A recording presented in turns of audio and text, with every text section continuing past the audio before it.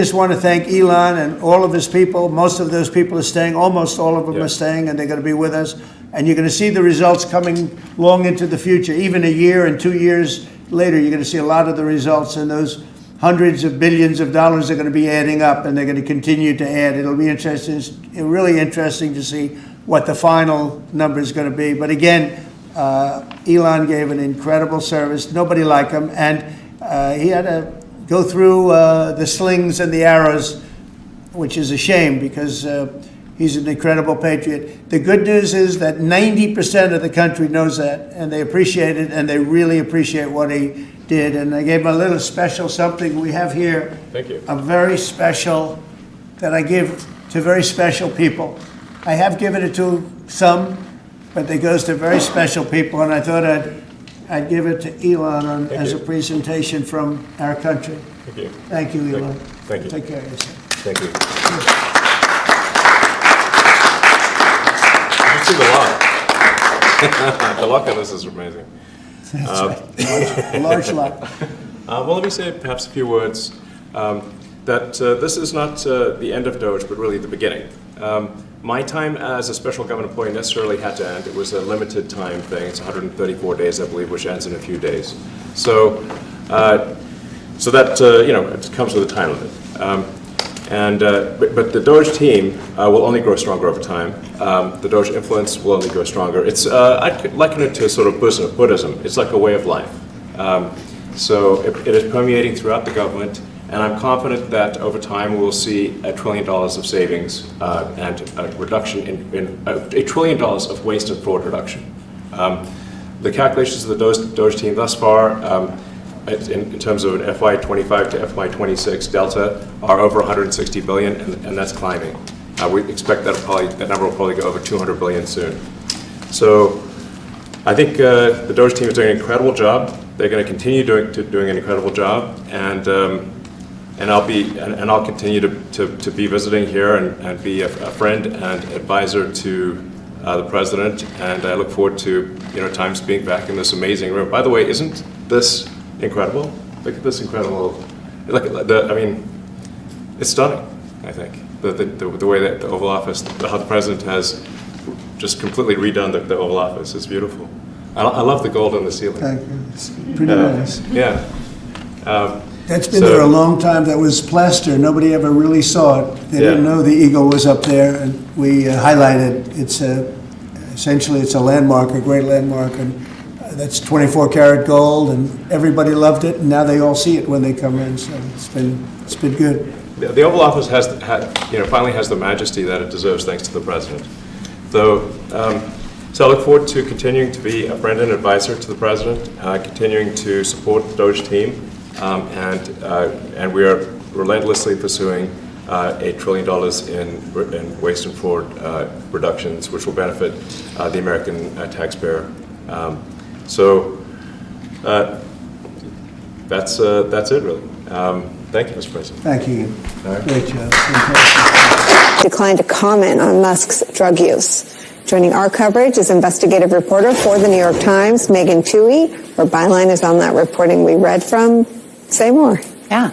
Well, listen, you're right. There has been some coverage of Elon Musk's drug use in the past. He himself has acknowledged that he used ketamine, as he said, it was with a prescription and only every couple weeks to help with depression.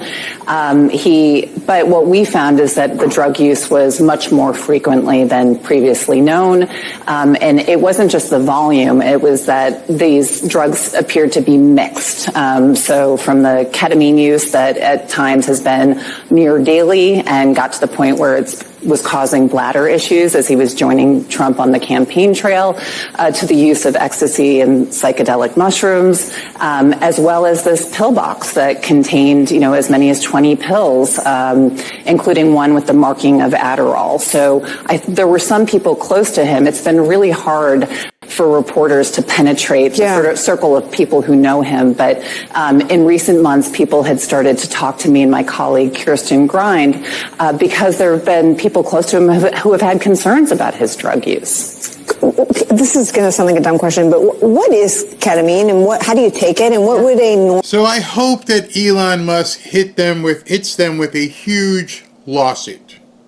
These people need to be sued into oblivion, just like CBS, just like President Trump is doing with them. They just make stuff up and don't care what they say, and they feel like they're bulletproof and that they can do whatever they want.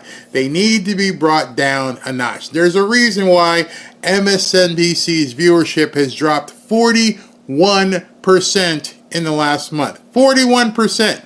Almost half of their viewers have said, sorry, bye-bye. That's all she wrote. We got to go. It's a final countdown for these people, too. They're done. They're absolutely done. And if I could go back to the first song, right here, right now, we are seeing the demise of the media. They got nothing. There's no way to save themselves. The general public is unplugging, not watching, not clicking on the remote, and they deserve every single thing they get. They deserve to be put into the dustbin of media. They've got nothing but lies. Let me just tell you this. President Trump became inaugurated January 21st, I believe. Correct? All right. Elon Musk and his connection and his contractual obligations with the government predated President Trump's inauguration. Elon Musk has top secret security clearance. I don't know how many of you have ever even tried to get a security clearance, but you cannot have top secret security clearance and be doing drugs, because if you did, unlike Hunter, you could risk losing it all. So these people want you to think at this point that a man with top secret security clearance, who fires rockets, who puts satellites in the air, who's doing different things with Starlink, who's doing Neuralink, who's advancing AI, with a top secret security clearance, is doing drugs. I would bet you people are the ones doing drugs. If you really think, with everything this man's got going on, that your sources are telling you this stuff, well, luckily, because of the First Amendment and all these other things, you can hide your sources, but you can't hide. And so you understand how this works. You've heard the wrap-up smear. Hey, Elon's doing drugs. Hey, one of my sources said Elon Musk is doing all these drugs. It's my source. And they go on television and they just spew this stuff without thinking people will put the rest of the story together. If you listen and don't check, these people sound like they know what they're talking about. But all you have to do is look up in the sky. This guy's going to Mars. Yeah. Okay. He's building like 1,000 rocket ships. He's got Tesla dealership. Yeah. And you think this guy is willing to risk everything you just heard, everything you know, and getting stoned? Notice she couldn't really even define what ketamine is. That was another reason for you to discount what they said, because she didn't know. She didn't know what ketamine is, and she tried to dance around it, which means she doesn't even do her own research. And Adderall? I'm pretty sure he's pretty much told everybody that he's on the spectrum. So he's probably got a prescription for Adderall. Man, you don't hate the media enough.